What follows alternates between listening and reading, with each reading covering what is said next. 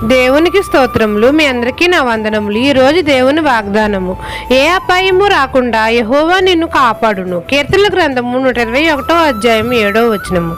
అతి పరిశుద్ధుడైన మన తండ్రి అయిన యెహోవా మనకు ఏ అపాయము రాకుండా కాపాడుతానని మనతో సెలవిస్తున్నారు. మన అందరికీ సహాయము మన తండ్రి అయిన యెహోవా వల్ల మాత్రమే మనకు కలుగుతుంది.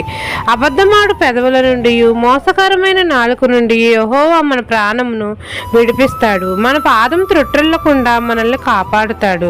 ఇశ్రాయేలును కాపాడువాడు కునుకడు, నిద్రపోడు. మన తండ్రి అయిన యెహోవా ఏ అపాయము రాకుండా మనల్ని కాపాడుతాడు. మన కుడి ప్రక్కను యెహోవా మనకు నీడగా ఉంటాడు. పగలు ఎండ దెబ్బ అయినను, రాత్రి వెన్నెల దెబ్బ అయినను మనకు తగలదు.